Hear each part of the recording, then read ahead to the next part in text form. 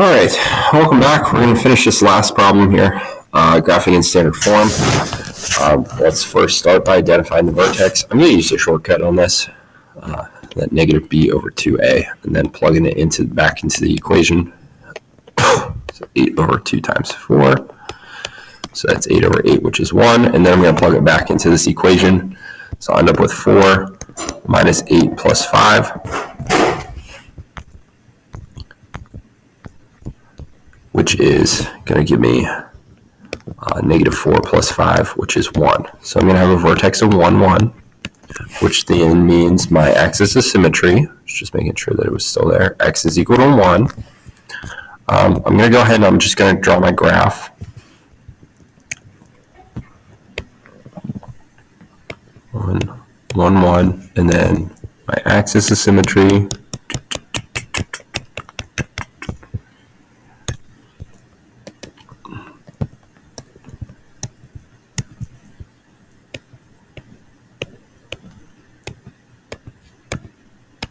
All right, so x-intercepts. I don't think this is factorable. I'm going to use quadratic formula. I can't think of anything with 5 and 4 that's going to multiply somehow to give me 8 with it coming out the correct way. So x is equal to, I'm going to do 8 plus or minus the square root of 8 squared, so 64, minus 4 times 5 times 4, which is going to give me 80, all over 2 times 4, which is 8. So this is going to give me 8 plus or minus the square root of negative 16 over 8, and that is an imaginary. So if you look too, you can also see this as well, but this 4 is positive, which means my graph is going to go up, up. I'm not going to touch the x-axis. So I could have actually saved myself some trouble on finding x-intercepts by just knowing that if it's above the axis and it's positive, it'll never touch. Or if it's below the axis and it's a negative out front, that'll never touch. This number out front is what tells you whether it's up or down. So if it is positive, it will go, your graph will open up. If it is negative, then your graph will open down. So I'm not even going to worry about this, solving that. My y-intercept, though, I'll always have one of those. My y-intercept, if I plug 0 in, I get 5. So I've got 0, 5. So let me just plot that point. 1, 2, 3, 4, 5. Okay. And then if I plot it on the opposite side, remember if I'm 1 over here, I'm 1 over here, I'll be at the point 3, 5.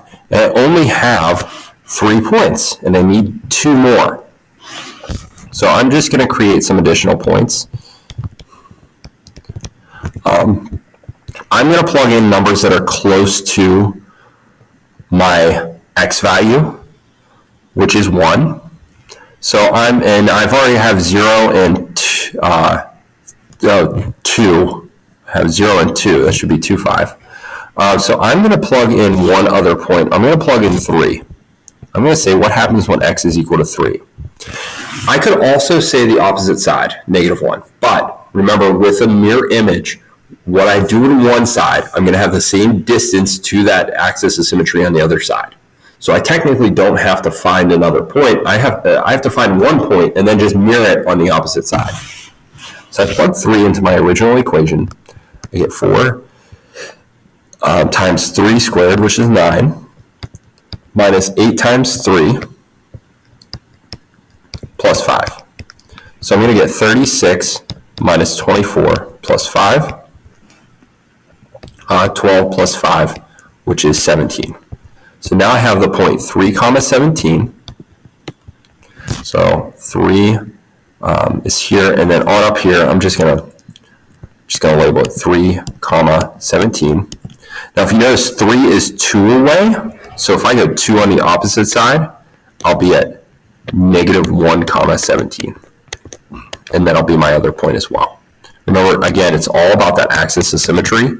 Since I'm 2 away here, I'd also be 2 away there. And now I'm just going to go ahead and graph.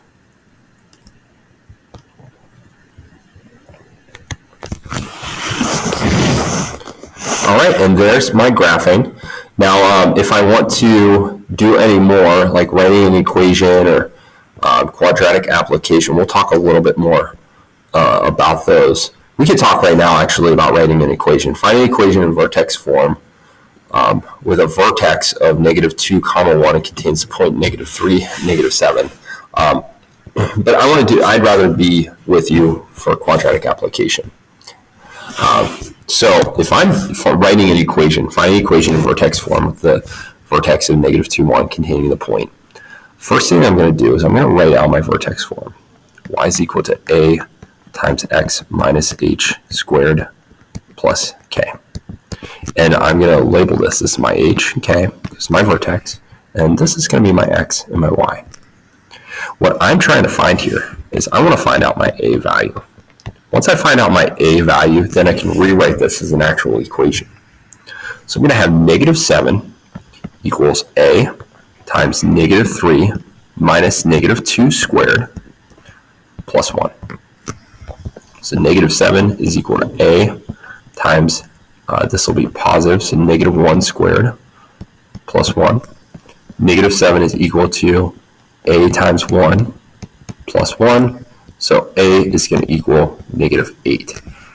Now that I have that, I can use that point along with my vertex and create the equation. So my new equation, I'm going to keep my x and y. It's y equals -8 times x plus 2 squared plus 1. And that is all for today.